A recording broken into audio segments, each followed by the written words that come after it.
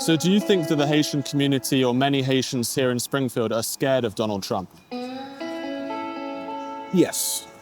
Yes. Are you worried about being deported? I don't know. I don't know. I was penniless, so I spent 6 months living in a bus at the edge of a cornfield, grabbling for every scrap. When the corn came up, we ate raw corn. I had a snake that lived in our bus. The homeless get nothing. The focus of everything has been to make it as comfortable as possible for the Haitians. Thanksgiving, we had 2 freeze to death. We've had 3 fentanyl deaths in the last 3 days, but we're not going to lose a Haitian. A Haitian will not go hungry. A Haitian will not be cold. And a Haitian will not be wet. Haitian migrants have transformed the town of Springfield, Ohio, made famous by Donald Trump. In Springfield, they're eating the dogs, the people that came in, they're eating the cats. I get a text from my daughter, and she was 11 at the time, and it was a picture of a school bus on its top. Keep from tearing up here. It just said, Dad, there's been an accident, not us, I'm okay, I love you. Well, then about lunchtime, they had on the news, had released that there had been a fatality in a bus accident. And that accident was caused by an illegal immigrant driving a car illegally. Following the election, there have been reports of Haitians fleeing Springfield out of fear of being deported. Some people, they try to not be the first victim. They try to cover themselves because the newcomer president keeps saying he's going to start deportation in Springfield. And, you know, everybody try to be not the first victim. They move somewhere else. Now that Donald Trump has won the election, do you support his policy of mass deportation? Absolutely. Absolutely. Sign me up. I'll drive them to the airport. How long have you lived in Springfield? 5 years. I've been here since 2019, November, till then. And you've seen a big increase in the Haitian population? Yes. So I got invited by a friend of mine who used to live here, and he told me there's a lot of opportunity in Springfield. I can find a job easy if I can come here. And what's it like as a Haitian to live in Springfield? Coming to Springfield is kind of like a big challenge for us. So first of all, we have a language barrier and a new culture. You have to readapt yourself with it, with different education. And we've heard reports that some Haitians are leaving Springfield because they're worried about being deported. Have you heard about that? We have a conversation with so many local leaders, like pastors, people who have businesses and everything. And we have a conversation with them. This is what they said, and they feel it, they can see it and prove it as well. Because there's a couple church who miss a couple members, and we're still receiving a couple phone calls to let us know, hey, they keep asking questions. So what's gonna happen in January 20th? So what's gonna happen with the new governor? So nobody knows what's gonna happen. And some people, they try to not be the first victim. They try to cover themselves because the newcomer president keeps saying he's gonna start deportation in Springfield. And, you know, everybody try to be not the first victim. They move somewhere else. Where have they moved to? Have they moved to other places in America? Yeah, they move in different places in America. So some of them, they still in Ohio, but in a different city. So do you think that the Haitian community or many Haitians here in Springfield are scared of Donald Trump? Yes. Yes.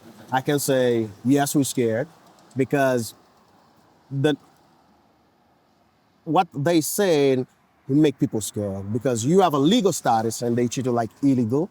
Do you know any Haitians who've actually moved out of the States or, you know, who've kind of self-deported themselves because they're worried about, you know, being deported? I heard on the news, on the Haitian news, there's a guy, he just go back to his country because he said like too much drama going on here and he used to have a better life in Haiti.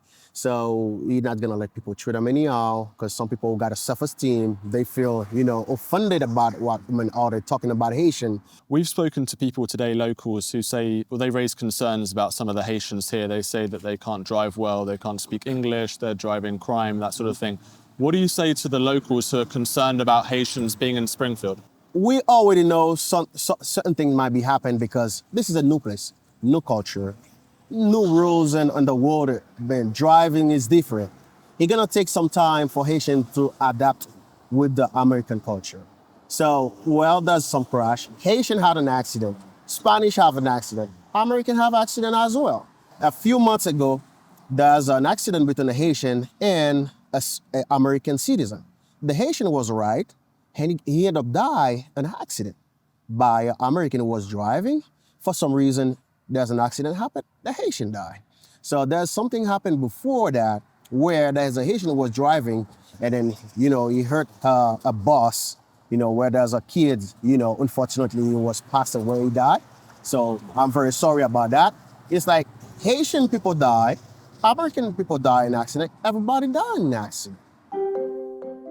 In November, Donald Trump substantially increased his share of the vote in Clark County, where Springfield is located.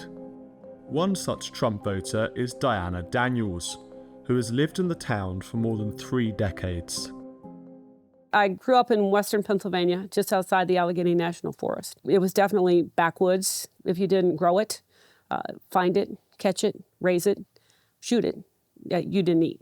And what was your impression of Springfield when you first moved here? Perfect town.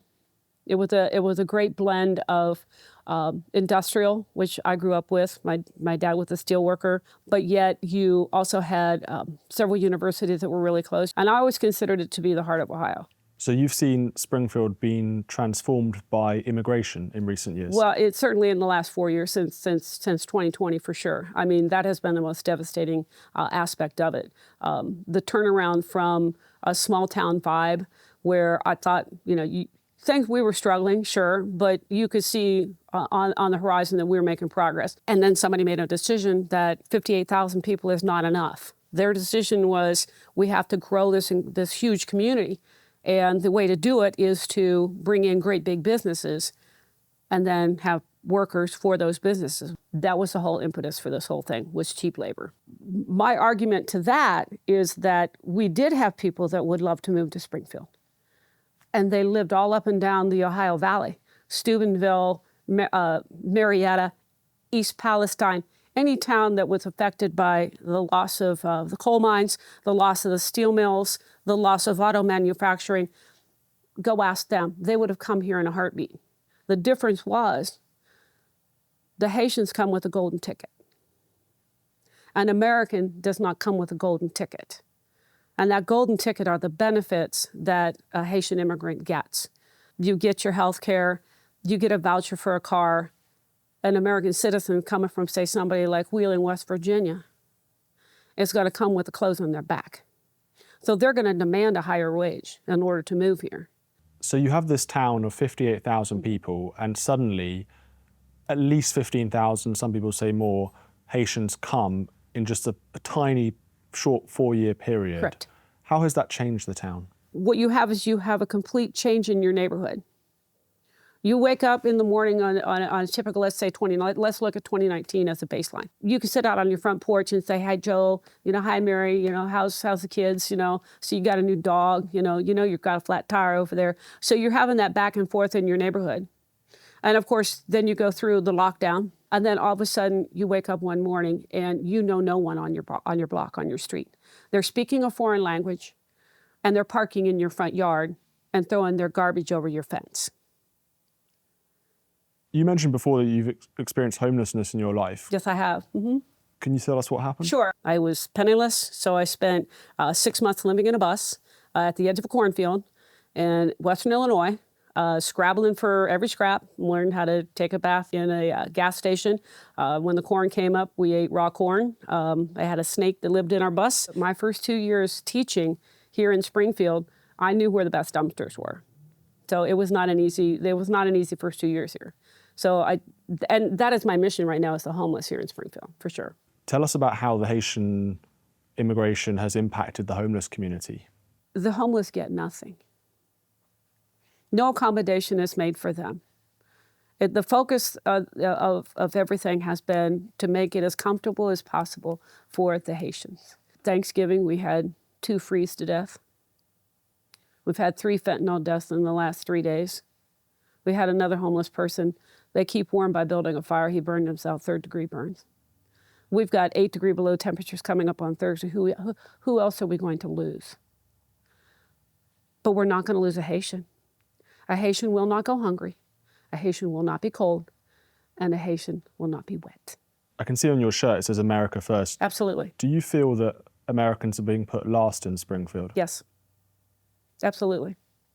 There's a story, this is for the betterment and we're getting it. This is so much better for Springfield. Yeah, for the 1%, for the people, for the folks who do not live in the neighborhoods where the Haitians live. There have been reports that some Haitians are leaving Springfield because they're worried about being deported under Donald Trump. What do you make of these reports? So if someone is saying, I'm afraid I'm going to be deported, then obviously you have something in your past or in your paperwork that may indicate that you need to be deported, either because you came through at a non-point of entry, or you have something on your record. For example, 2 misdemeanors, back you go. So those who are leaving obviously have a reason to be afraid. How long have you lived in Springfield? Yeah, I've 5 years in Springfield. 5 years. Yes. And where do you come from? Haiti, because my family is Haiti. And what do you think about Donald Trump? Donald Trump, because I'm not politic, but Donald Trump before he's a good guy. I don't know, but whatever president is it has been is a good for me because I'm immigrant. But I don't know because my boss is a Jesus, but I don't know. But he says he wants to deport immigrants. He doesn't want illegal immigrants in America. What do you think about that? All immigrant in America is come. Haitian is a good guy, but the problem is the problem political in Haiti. But he's a come here because he's a need the job. He's a need the job because he's a like the working. Me, I'm working in Amazon, but I don't know. All guys is a come for the work. Are you worried about being deported? I don't know. You think it's possible you might be forced to leave the country? No. How long have you lived here? All my life, 56 years. And what do you make of the issue of immigration? I think we need a secure border. I think if you come in here, you should come in here legally and do it the right way. We need, I'm all for Trump and everything he stands for. I'm a big Trump supporter. There's a lot of Haitians in Springfield. How has that impacted your community? It's too many too quick. I mean, and I don't blame them for being here. I don't have any hate towards them. They came here legally, but it's overwhelmed our systems. There are reports that they're leaving Springfield because they're worried about being deported. Have you seen that? I've heard it. I haven't seen it, no. And would you encourage that? If you're here illegally, yes, go back home. Do it the right way. We've got people waiting in line to do it the legal way. How long have you lived in Springfield? All my life, off and on. I'm born and raised here. And what's it like as a place? It's good places, plenty of work opportunities, housing's low, and we got a lot of Haitians, and we got Hispanics. The Hispanics got here 20 years ago. And at first, they couldn't drive, but now they're doing well and progressing. They had their own businesses. The Haitians are doing the same thing. They don't be no ducks, they don't be no birds, or stealing no pets. They open up their own restaurants, and they're doing pretty good. There are some reports that Haitians are leaving Springfield because they're worried about being deported. What do you think of that? Well, some of them have decided that they would leave. It's supposed to be a sanctuary city. Well, with this president that we got, we get what you vote for. But with him there, it makes them nervous, and they don't want to be putting money into America and then you take it and deport them. What about the illegal aliens who are in Springfield? The illegal aliens, they can all stay together because we all one as a family. So they shouldn't be deported? No, sir. To find out more about how Haitians have impacted Springfield, I visited the local Republican Party headquarters. And how's Springfield changed in the last few years? Driving through downtown Springfield, up until recently, it's gotten somewhat better, only because it was so bad before. But, there were 8, 9, maybe even 10 accidents a day, half of them being non-licensed, non-English speaking drivers. In Haiti, 4 in 1,000 own a car. Been a lot of death and a lot of loss. And what about for you personally? How has the sort of Haitian community impacted you? That morning in August, I had put my children on the school bus, and they were going to school, and within 15 minutes of leaving the front of our house, I get a text from my daughter, and she was 11 at the time, and it was a picture of a school bus on its top. Keep from tearing up here. It just said, Dad, there's been an accident, not us, I'm okay, I love you. Well, then about lunchtime, they had on the news, had released that there had been a fatality in a bus accident, and it rattled my daughter. She wouldn't get on a bus. There were multiple children injured. There's a young lady that nearly lost her arm and has facial disfigurement because of this accident. And that accident was caused by an illegal immigrant driving a car illegally. And there was nothing he was doing that was legal. My daughter, as long as many other people's children, had to talk to counselors and stuff. And one of the things that the counselor did share with us is that my daughter said that it would make her feel more comfortable riding a school bus if I drove a school bus. Well, I was retired. I'm a retired automotive engineer for 34 years, automotive manufacturer. I didn't want to drive a school bus, but it was my daughter. And so I went down and talked to them, and they hired me. So now I drive a school bus for that district, and I occasionally do haul my daughter. What do you say to those who accuse people like you of being racist, of, the Republicans here, they're bigoted, they say that Haitians eat cats and dogs, and they just don't like these people because they're foreigners or they're black? What I say is they're lazy bigots themselves, and they're incapable of thinking and free thought. I want to ask you about the deportations issue as well. I mean, again, there have been these reports that Haitians are leaving Springfield worried about being deported. My bus route takes me through Springfield. I have noticed the houses they used to occupy are becoming vacant, and there are red tags on the doors. You can't find a U-Haul truck in this area. So they are leaving. I don't think they're leaving in the same numbers as they arrived, but they are leaving. And how have Haitians impacted the community? How have they impacted you? In the summer of 2021, right after 20,000 Haitians amassed at the border in Del Rio, Texas, and then made their way to Springfield, I contracted tuberculosis.